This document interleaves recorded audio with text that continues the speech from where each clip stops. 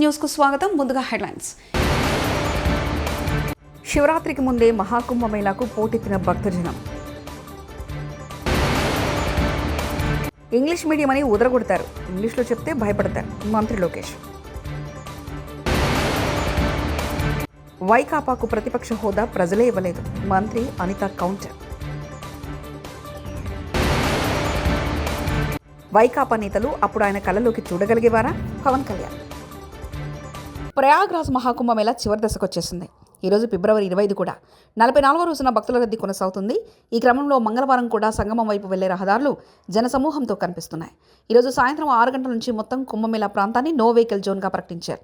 అయితే ఇప్పటివరకు అంటే ఫిబ్రవరి 25న మధ్యాహ్నం 12 గంటల నాటికి 63.36 కోట్ల మందికి పైగా భక్తులు సంగమంలో స్నానం చేశారని ఉత్తరప్రదేశ్ ముఖ్యమంత్రి యోగి ఆదిత్యనాథ్ ఎక్స్ వేదికగా ప్రకటించారు. తెలంగాణలో 75% ప్రజలు కాంగ్రెస్ పార్టీ పథకాలతో లబ్ధి పొందుతున్నారని, మిగతా 25% ప్రజలు మా పథకాలకు అర్హత లేని వారు ఉండొచ్చంటూ కాంగ్రెస్ ఎంపీ చామల కిరణ్ కుమార్ రెడ్డి అన్నారు. మేము ఇచ్చినటువంటి అర్హత లిస్టులో ఉండకపోవచ్చు, వాళ్ళకి ఆ లబ్ధి జరగకపోవచ్చు, కొన్ని తప్పిదాల వల్ల కూడా అర్హులకు కూడా రాకపోవచ్చు. వైసీపీ అధినేత జగన్ పై బీజేపీ చీఫ్ పురంధేశ్వరి విమర్శలు గుప్పించారు. 6 నెలలు అసెంబ్లీకి వెళ్ళకపోతే ఎమ్మెల్యే సభ్యత్వం రద్దవుతుంది. అందుకే జగన్ నిన్న అసెంబ్లీకి వెళ్లి అటెండెన్స్ వేయించుకొని వచ్చారు. కానీ ప్రజలిచ్చిన బాధ్యతలను జగన్ మర్చిపోవడం సరికాదు. అసెంబ్లీకి వెళ్లి ప్రజా సమస్యలు లేవనెత్తాలి. నిర్దిష్టమైన సంఖ్య ఉంటేనే ప్రతిపక్ష హోదా వస్తుందంటూ ఆమె పేర్కొన్నారు. అసెంబ్లీలో వైకాపా నేతల విధ్వంసం చూస్తే వివాయిక హత్య గుర్తొచ్చిందని డిప్యూటీ సీఎం పవన్ కళ్యాణ్ అన్నారు. గవర్నర్ ప్రసంగానికి ధన్యవాదాలు తెలిపే తీర్మానంపై చర్చలో భాగంగా పవన్ మాట్లాడారు. సభలో గొడవ చేసిన వైకాపా నేతలు గవర్నర్ గారు సుప్రీంకోర్టు జడ్జిగా ఉన్నప్పుడు ఆయన కలలోకి చూడగలిగేవారా? చట్టాలు చేయాల్సిన వారే ఉల్లంఘిస్తే ఎలా అని పవన్ ప్రశ్నించారు. ఇలాంటి నేతలను ఇన్ని సంవత్సరాలుగా తట్టుకొని నిలబడ్డ చంద్రబాబుకు హ్యాట్స్ ఆఫ్ అని పేర్కొన్నారు. రాష్ట్ర విధానాలని ఆయన ప్రవేశపెట్టి మాట్లాడుతూ ఉంటే గౌరవించే విధానం ఇదేనా అని అనిపించింది. సో నేను మనోహర్ గారితో మాట్లాడుతాను, మా సహచరులను మంత్రి మన సివిల్ సప్లైస్ మినిస్టర్ గారితో నా రూల్ బుక్ మేమిద్దరు మాట్లాడుకుంటే rules of procedure and conduct of business in Andhra Pradesh legislative assembly ఏంటి సార్ ఇలాగే మాట్లాడేస్తారంటే దాంట్లో చూపించాను. Chapter 5లో when the House assembles under Article 175, 176 of the Constitution, every member shall maintain the dignity and solemnity of the occasion before, during or after the Governor's address and shall not obstruct or interrupt the address in any manner. Maintenance of dignity and solemnity at Governor's address అనేది చాలా స్పష్టంగా ఈ rule బుక్లో ఉంటే మనమే రూల్స్ని implement చేయాల్సిన వాళ్ళం. వారికి సంఖ్యాబలం ఉందా లేదా పక్కన పెడితే every member of this house has a responsibility to follow the rules. మనమే కనుక రూల్స్ని బ్రేక్ చేస్తే ఇంక మన ప్రజలకి కానీ చూసే వాళ్ళకి ఏం చెప్తాం? నాకు చాలా కాలం క్రితం నేను అప్పుడప్పుడు మనోహర్ గారిని అడుగుతూ ఉంటాను, సార్ అసెంబ్లీలో ఇక్కడ ఏమి గొడవలు జరిగినా ఎందుకు కేసులు పడవని, ఇక్కడ ఏమి మీకు కొట్టుకో, ఇది నేను నాకు చాలా కామన్ మ్యాన్ ఒక ఇష్యూ, ఒక ఇన్క్విజిటివ్నెస్. అండ్ నాకు పార్లమెంట్లో గొడవ జరిగినప్పుడు ఏమి ఏంటి ఇబ్బంది పెట్టేస్తారు ఏంటంటే ఇక్కడ అవేమి ఉండవు, ఇక్కడ ఇట్స్ ఫ్రీ ఫర్ ఆల్ అన్నట్టుగా మాట్లాడితే వీ హ్యావ్ మోర్ రెస్పాన్సిబిలిటీ. మన మీద రూల్స్ పెట్టలేదు అంటే ఏం కేసులు పెట్టమండి. ఇదే కనుక నిన్న వాళ్ళు చేసిన గొడవే కనుక గవర్నర్ గారి మీద ఆయన సుప్రీంకోర్టు జస్టిస్గా ఉన్నప్పుడు ధైర్యం చేయగలరా? కళ్ళల్లో చూడగలరా?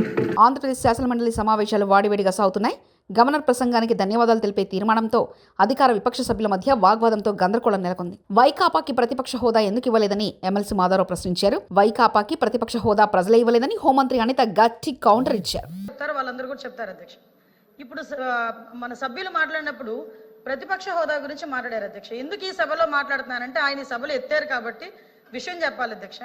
ప్రతిపక్ష హోదా రావటానికి వాళ్ళకున్న సభ్యులు సరిపోతారని వాళ్ళకు వచ్చిన రూల్ బుక్ లో అధ్యక్ష చెప్పాలి. గురించి ప్రతిపక్షం గురించి అంత గట్టిగా మాట్లాడుతూ నిన్న గవర్నర్ గారి ప్రసంగంలో తమరు ఉన్నారు అధ్యక్ష. అధ్యక్ష గవర్నర్ గారి ప్రసంగంలో తమరు ఉన్నారు. ఒక పక్క మీరు, ఒక పక్క స్పీకర్ గారు, ఒక పక్క గవర్నర్ గారు మాట్లాడుతున్న సందర్భంలో ప్రతిపక్ష హోదా కావాలి అని చెప్పి అడగడం అన్నది ఎంతవరకు సభ్యత అధ్యక్ష?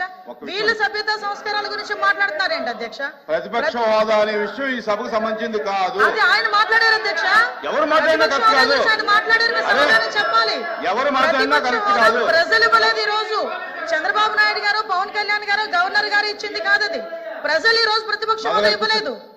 మీరే ఒకనొక సందర్భంలో అధికారంలో ఉండేటప్పుడు అట్నుంచి తీసుకుంటే ప్రతిపక్ష హోదా పోతుందని చంద్రబాబు నాయుడు గారు పోతుందని మాట్లాడారు.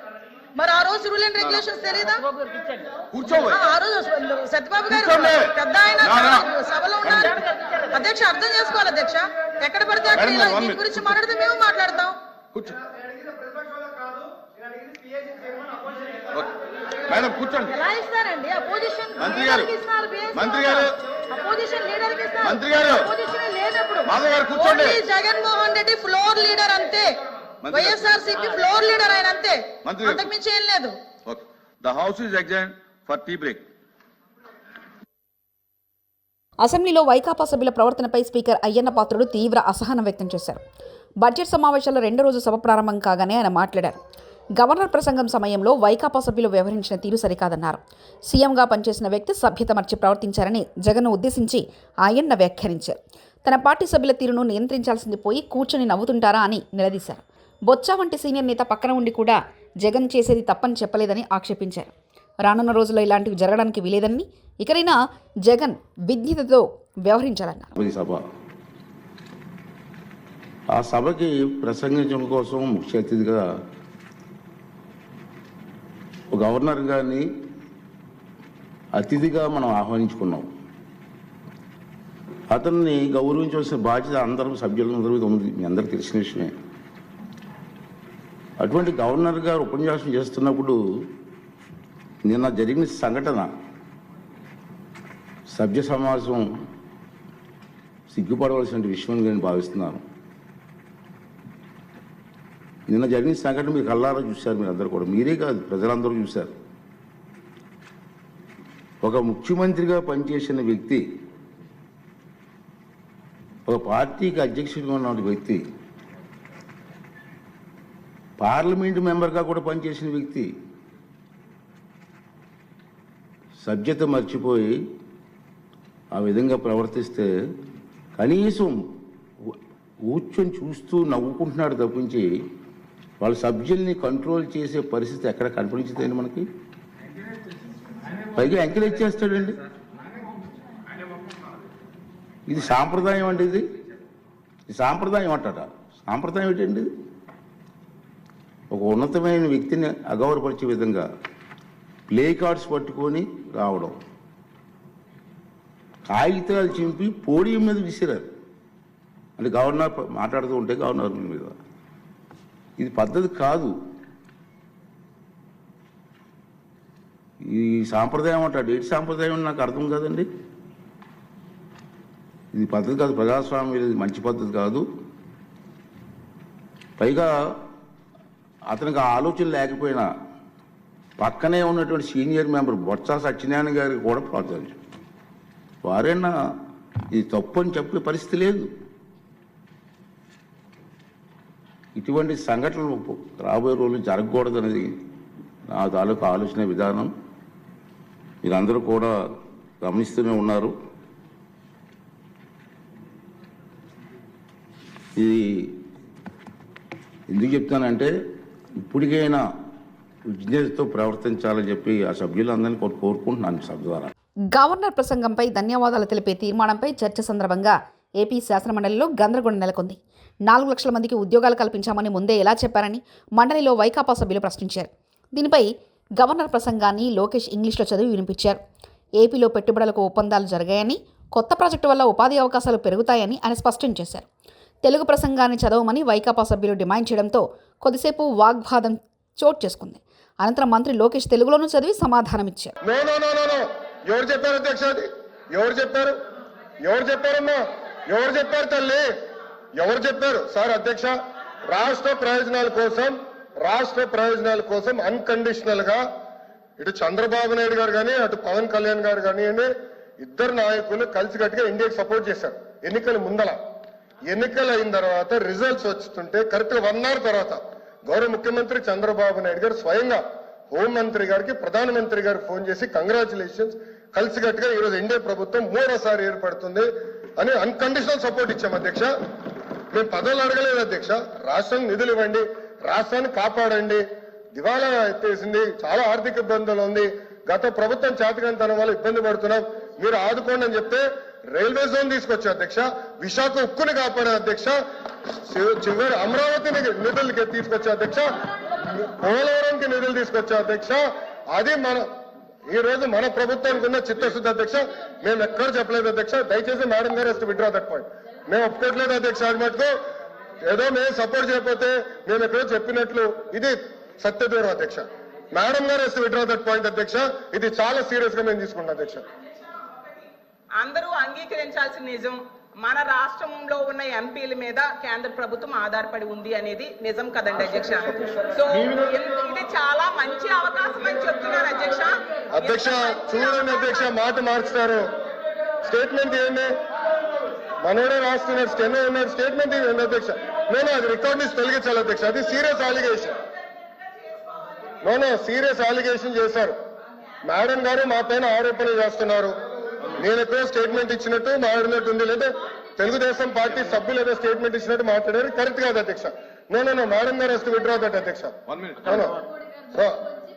చాలా స్పష్టంగా అధ్యక్ష మేడం గారు ఏమన్నారంటే, మేము ఎక్కడో స్టేట్మెంట్ ఇచ్చినట్టు, మా పైన కేంద్ర ప్రభుత్వం ఆధారపడి ఉంది అని వక్రీకరిస్తూ మేడం గారు స్టేట్మెంట్ ఇచ్చారు అధ్యక్ష.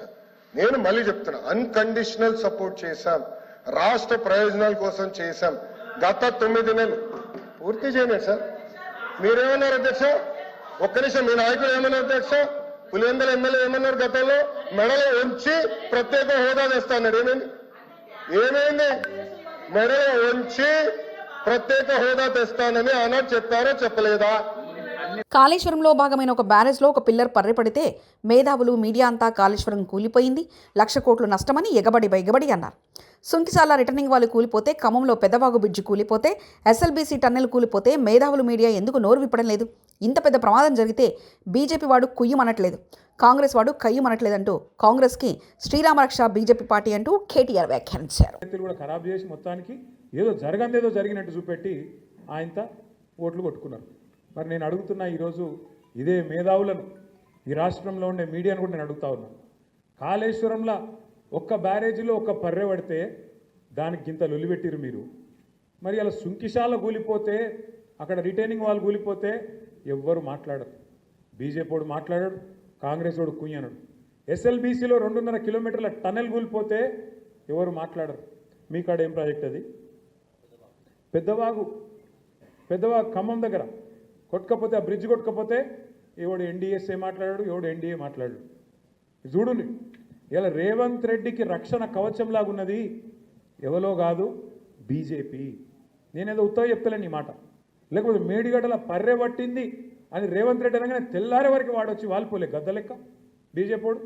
ఎన్డీఎస్ఏ అని వస్తుంది, నేషనల్ డ్యామ్ సేఫ్టీ అథారిటీ.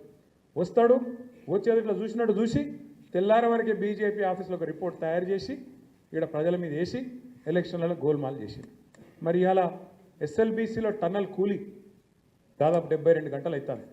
ఎందుకో రాడు, మరి ఎన్డీఎస్ఏ రాదు, ఏ బీజేపీ వాడు మాట్లాడాడు, ఎవరి నోరు పెగులుతలేదు. కిషన్ రెడ్డి మాట్లాడాడు, బండి సంజయ్ అన్నాడు. ఎందుకు ఏమొచ్చింది ఇబ్బంది మీకు? ఎందుకు మాట్లాడతలేరు? ఉత్తరప్రదేశ్ ప్రయాగ్రాజ్లో మహాకుంభమేళా వైభవంగా జరుగుతుంది. ప్రపంచవ్యాప్తంగా కోట్లాది భక్తులు తరలివచ్చి పుణ్యస్నానాలు ఆచరించారు. మహాశివరాత్రితో ముగిన ఈ కుంభమేళాలో సినీ తారలు సైతం పాల్గొన్నారు. పవిత్ర సంగమంలో పుణ్యస్నానాలు ఆచరించి ప్రత్యేక పూజలు చేశారు. తెలుగు సినీ నటుడు AP deputy CM Pawan Kalyan కుటుంబ సమేతంగా కుంభమేళకు వెళ్లారు. ఆయన వెంట దర్శకుడు త్రివిక్రమ్ కూడా ఉన్నారు. బాలీవుడ్ నటీనటులు అక్షయ్ కుమార్, కత్రినా కైఫ్, విక్కీ కౌశల్, రవీనా టండన్, రాజ్ కుమార్ రావు, మిలింద్ సోమన్, విద్యుత్ జమ్వాల్ తదితరులు కుంభమేళాలో పుణ్యస్నానాలు ఆచరించారు.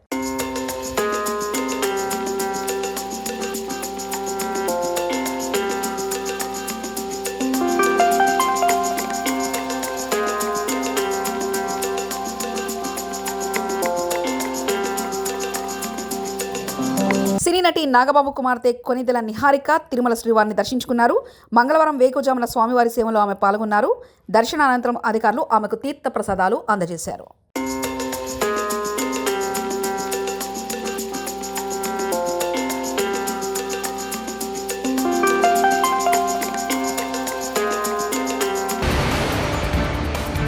శివరాత్రికి ముందే మహాకుంభమేళాకు పోటెత్తిన భక్తజనం. ఇంగ్లీష్ మీడియం అని ఉదరగొడతారు, ఇంగ్లీష్లో చెప్తే భయపడతారు మంత్రి లోకేష్. వైకాపాకు ప్రతిపక్ష హోదా ప్రజలే ఇవ్వలేదు. మంత్రి అనిత కౌంటర్. వైకాపా నేతలు అప్పుడు ఆయన కళ్ళలోకి చూడగలిగేవారా? పవన్ కళ్యాణ్. ఇవి బులెటిన్ విశేషాలు.